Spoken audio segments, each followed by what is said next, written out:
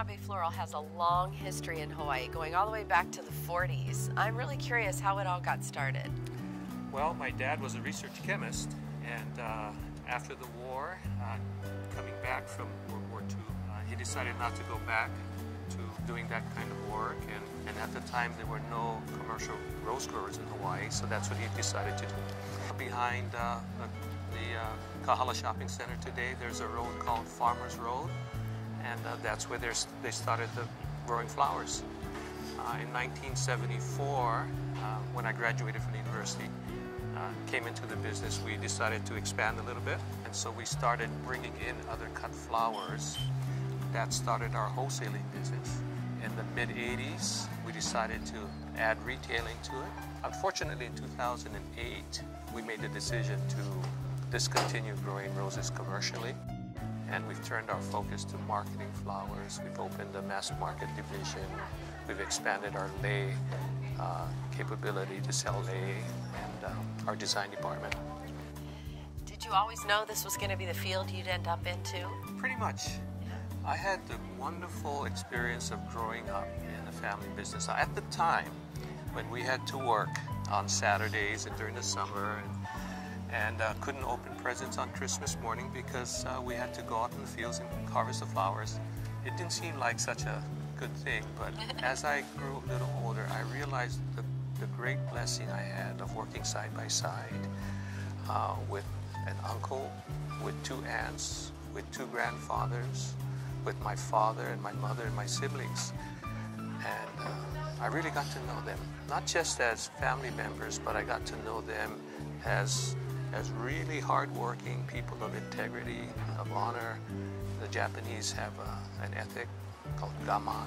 You know, they persevere through all challenges. And that was the great blessing. What do you think makes Watanabe Floral different from other options when people go looking for flowers? Great question. I always think back to my father. What he loved to do and what he was famous for was he was a stickler for quality. I remember he would, for hours, baby's breath is a traditional filler flower that we use in arrangements.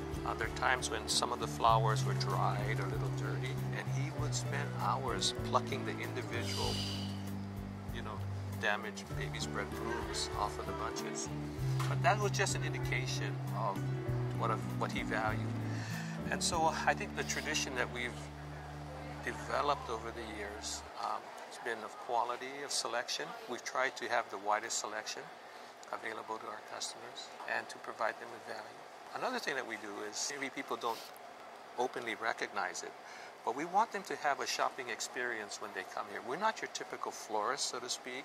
We want people to walk in and to deliberate appeal to their sight, to touch. That's what we have the flowers all out, where they can touch them and handle them, smell. And so that's what we try to do, is make it a different experience where people can really feel the difference when they're here. As a general rule, we like to move our product within a day to 3 days, and that's a challenge. Generally, when we sell our flowers to the general public, to the retail, we want our customers to enjoy at least 5 days of vase life from the flowers. Unfortunately, the first thing most people do and expect from flowers is a sweet fragrance. And I understand that. What's happened in the industry over the years, because flowers come from such long distances, a lot of the fragrance has been gradually bred out of many of the cut flowers, because there is a genetic link generally between intensity of fragrance and keeping quality. The more intense the fragrance of the flowers, the shorter the vase life.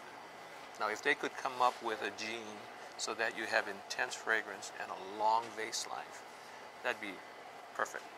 Is there anyone in your family who's being groomed to take over when you're gone? One of the real challenges of family business is that I think I read the statistics that 5% of all new business startups make it to the second generation, and then only 2% make it to the third. One of the reasons I think the mortality rate is so high with family businesses is you have not just the business relationships, but you have the family relationships, and those can get complicated. And when you see a business that is perceived to be very successful, it's easy for the next succeeding generations to not appreciate all the sacrifices and challenges that went in to getting the business to that point. There's a certain sense of entitlement by maybe succeeding generations. I'm very, very fortunate in that I didn't have to found the business, but I watched my parents struggle. I watched Dad refinance our home many, many times. Although we were in the flower business, he raised chickens on the side. He had 10 mouths to feed, so we ate a lot of cracked eggs. We ate a lot of old stewing chickens that could not be sold. We grew vegetables on the side. We always remind ourselves that, yes, we sell flowers, but people really come to us for a deeper reason, and that reason is flowers express feelings like very few things can.